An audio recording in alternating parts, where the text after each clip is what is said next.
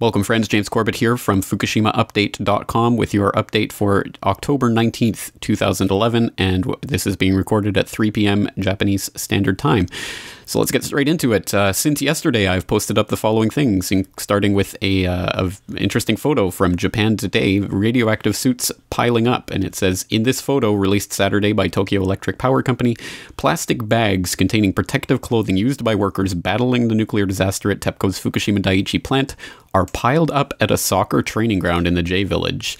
And it goes on to say, basically, they don't know how to dispose of it yet. So it's just piling up, and as you can see, there's an awful lot of it there. All right, well, let's move into some of the other things that have been posted since yesterday. Of course, the video of yesterday's Fukushima update has been posted, as well as this story, over 20 radioactive hotspots found in Tokyo. This was posted by Washington's blog, going into some of the hotspots that we were talking about and highlighting in yesterday's episode, talking about New York Times and others reporting on the Tokyo hotspot phenomenon, more of which will be developing today, as we'll see soon. Next, we have the Fukushima update for day 223. That's today, October 19th. And today's highlighted feature story, Japan still considering total nuclear power pullout. And here's a little handy map that you can see of the Japanese nuclear reactors. Quite interesting, I think. So just for your benefit, I'm in this part of Japan. It's called Okayama, and the nearest nuclear plant to me is Shimane, which is not really so far away, but Fukushima, a considerable distance to the east, as you can see. So that's something to keep in mind for later, as we'll get into. Basically, this story just says that Japan has not ruled out the possibility of complete closure of its nuclear power stations as one option for the country's future energy policy after the world's worst nuclear accident in 25 years, Economy Minister Yukio Edano said.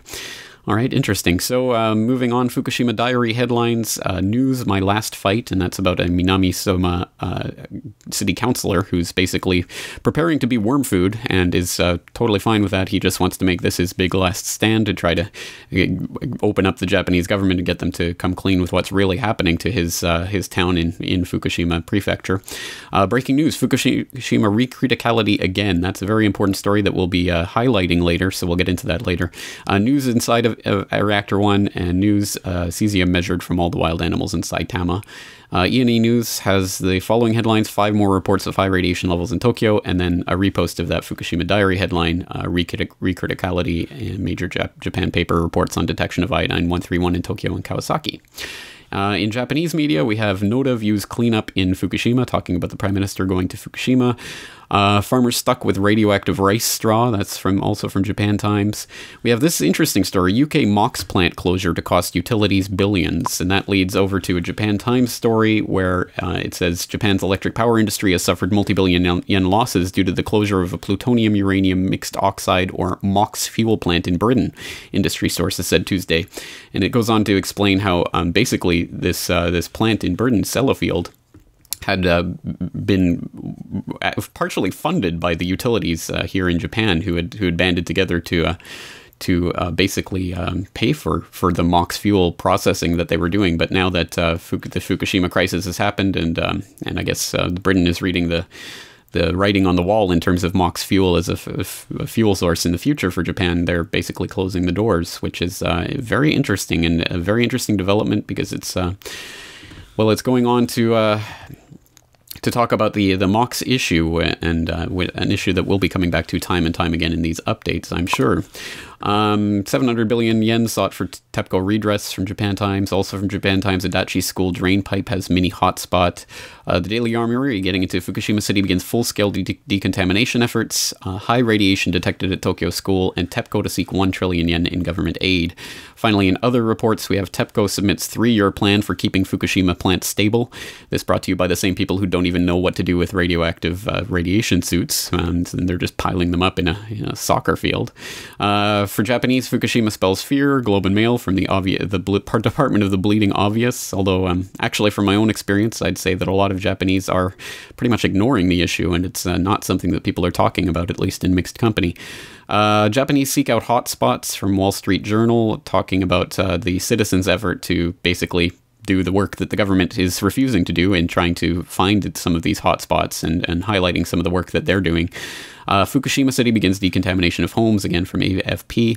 Fukushima victims are desperate, angry, homeless, from MSNBC. Well, again, sort of the Department of the Bleeding Obvious, but it does need to be restated. And then Fukushima children tested for thyroid cancer risk, from CIA News. Oh, sorry, did I say that? I meant VOA News. How did I ever confuse the two? And so that's the Fukushima update. All of those links very interesting. I suggest you go and click on each and every one of them to go check them out. But let's go back to the homepage and we'll check out some of the other things that I posted. As I said, I reposted that Fukushima Diary headline, Recriticality at Fukushima. And this is a very interesting report showing basically that there's been some measurements of iodine 131 taken from a gutter in Tokyo that shows a very high reading, which, because iodine 131 has a half-life of 8 days, that indicates the possibility, as we can see from going to Fukushima Diary and reading the rest of this story, we can actually see that this indicates that there's the possibility that Fukushima is going recritical, as in the reaction is re-attaining critical mass in the pool, slag heap that is now the reactors. So a lot of information here in this Fukushima Diary report. I suggest people click through and read that for themselves. But I have the first bit of that posted here on Fukushima Update. And finally, also today I have this interesting video from Ms. Milky the Clown. And I wanted to play some of this video because I think it's particularly interesting to show you something from this video. So we have this radiation fallout map here, and it's particularly interesting. You notice how, of course, how the radiation fallout is moving in the easterly direction following the jet stream. So, of course, it originating from northeastern Japan here at Fukushima, as you can see the big red plumes coming out of there. Well, as I'm here in the western part of Japan, in terms of the fallout in the upper atmosphere, I would be more concerned in the western part of North America than actually in the western part of Japan, because as you see, the plume basically makes its way all the way around the world before coming back to the western side of Japan. So where I am, I think the real fear, the real big problem is the food supply, the contamination of the food supply, and the possibility of the contamination of the groundwater. If it completely melts through and starts to get into the groundwater, then there's a huge problem. And those are huge concerns, and that's why I'm very, very much watching what we eat here in this western part of Japan. But that's all for today. I certainly hope these links are useful. And again, as always, if you do find this information useful, this takes a couple hours out of my day every single day. So if you can support the work by subscribing 100 Japanese yen a month, it's greatly appreciated.